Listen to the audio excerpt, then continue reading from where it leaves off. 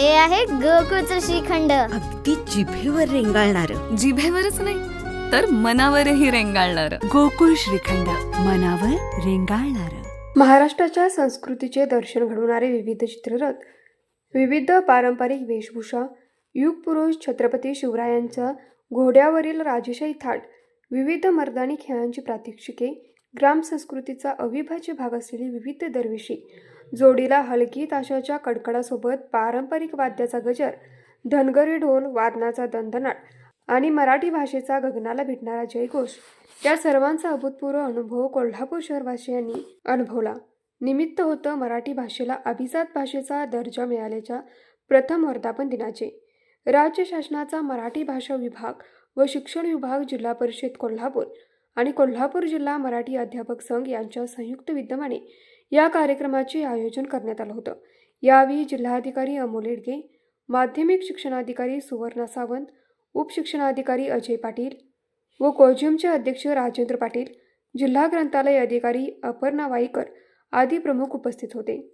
प्रारंभी ग्रंथदिंडीचे पूजन व कार्यक्रमाचे उद्घाटन शिक्षणाधिकारी सुवर्णा सावंत यांच्या हस्ते करण्यात आले.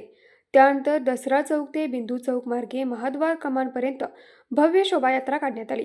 यामध्ये जिल्ह्यातील प्रत्येक तालुक्यातून आलेले हजारो मराठी अध्यापक व विद्यार्थी सहभागी झाले होते. शोभायात्रेत प्रत्येक तालुक्यातील अध्यापकांनी स्वतंत्र एकच वेशभूषा धारण केली होती, तर अनेक शाळांच्या विद्यार्थ्यांनी आपल्या कला सादर केल्या.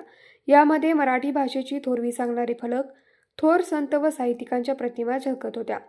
जोडीला महाराष्ट्राच्या संस्कृतीचे दर्शन घडवणारे चित्ररथ सहभागी झाले होते. याशिवाय वारकरी वेशातील शेकडो शिक्षक, विद्यार्थ्यांच्या मर्दानी खेळाची प्रात्यक्षिके, ग्रामसंस्कृतीचे अविभाज्य भाग असलेले कडकलक्ष्मी, पोतराज, लेझिम खेळ, धनगरी ढोलवादन, आदिशक्ती अंबाबाईच्या रूपातील कित्येक विद्यार्थ्यांची रेलचेल होती. तर छत्रपती शिवाजी महाराज यांची अश्वारूढ हुबेहूब प्रतिकृती शोभायात्रेत सर्वांच्या आकर्षणाचे केंद्र ठरली. शोभायात्रा महालक्ष्मी मंदिरात दाखल झाल्यानंतर तेथे जिल्ह्यातून आलेल्या अनेक शाळांनी आपली कला सादर करून सर्वांचे लक्ष वेधून घेतले. यावेळी जिल्हाधिकारी अमोल येडगे यांनी मराठी भाषेचा महिमा सांगत मराठी भाषेच्या विकासासाठी व संवर्धनासाठी चालवलेले प्रयत्न कौतुकास्पद असल्याचे सांगितले.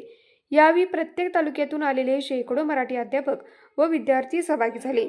यावेळी उपाध्यक्ष पी.डी. पाटील, विजय सरगर, सचिन यादव, अरुण कुंभार, सदाशिव हाटवळ, सोनाली गाडेकर, मनीषा डांगे, एम.एस. पाटील, शशिकांत बेलेकर, अशोक पवार, युवराज कोथे, डी.एस. गुरव, राजेंद्र खोराटे, अशोक भिके, संजय साबळे, महादेव शिवणगेकर, रुपाली मोटे, जयश्री पिंगळे आदी उपस्थित होते.